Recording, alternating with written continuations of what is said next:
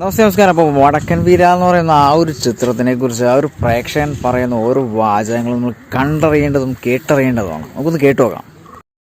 അതായത് ഒരു 10-36 വർഷങ്ങൾക്ക് ശേഷം ഇറങ്ങിയ വടക്കൻ വീരഗാഥ എന്ന വടക്കൻ പാട്ടിലൊരു ആ ചിത്രം അത് വ്യത്യസ്തമായ രീതിയിലാണ് അന്ന് ഇറക്കിയത്. കാരണം ചന്തു ചതിയൻ എന്നുള്ള ഒരു ഇത് പ്രേക്ഷകരെ മാറ്റി മറിക്കുന്ന ഒരു MT സാറിൻ്റെ അടിപൊളി സ്റ്റോറി.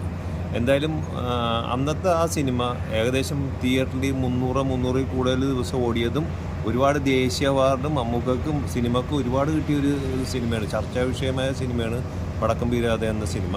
അത് അന്ന് കണ്ട ആ ദൃശ്യ ഭംഗിയാണെങ്കിലും ഇപ്പോൾ സൗണ്ട് സിസ്റ്റത്തിൽ അവർ 4K സിസ്റ്റത്തിൽ ഇറക്കിയേക്കുന്ന ഈ സിനിമ അടിപൊളിയായിട്ടുണ്ട്, സൂപ്പറായിട്ടുണ്ട്. കഴിഞ്ഞുപോയ ആ ഒരു കാലഘട്ടത്തിൽ ഇറക്കിയ ആ ഒരു ചിത്രം ഇപ്പോൾ വീണ്ടും 4K ഫുൾ സ്ക്രീനിൽ പ്രേക്ഷകരുടെ മുൻപിൽ എത്തിച്ചപ്പോൾ വീണ്ടും പുതിയൊരു ചിത്രം പോലെ തന്നെയാണ് ഫീൽ ചെയ്തതെന്നാണ് അദ്ദേഹം പറയുന്നത്. എല്ലാവർക്കും വീണ്ടും ഒരിക്കൽ കൂടി മലയാളികൾക്ക് കാണാൻ വേണ്ടിയുള്ള ഒരു അവസരം വന്നിരിക്കുന്നു.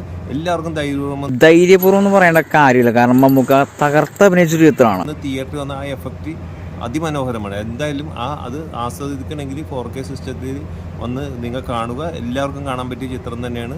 എന്തായാലും അടിപൊളി സിനിമയാണ് വടക്കൻ വീരഗാഥ എന്ന സിനിമ. നമ്മൾ മലയാള സിനിമക്ക് നഷ്ടപ്പെട്ട ഒരുപാട് പേരെ ഇതിൽ നമുക്ക് കാണാൻ സാധിച്ചു. വളരെ സത്യവത്തായ കാര്യമാണ് അദ്ദേഹം പറഞ്ഞത്. കാരണം ഒത്തിരി നടന്മാർ നമ്മുടെ മുന്നിൽ നിന്നും മാഞ്ഞുപോയ ഒത്തിരി നല്ല നടന്മാർ വീണ്ടും ഈ ഒരു ചിത്രത്തിലൂടെ വീണ്ടും കാണാനുള്ള ഒരു ഭാഗ്യം ലഭിക്കുക എന്ന് പറയുന്നത് വലിയൊരു കാര്യം തന്നെയാണ്. നല്ലൊരു ചിത്രം തന്നെ.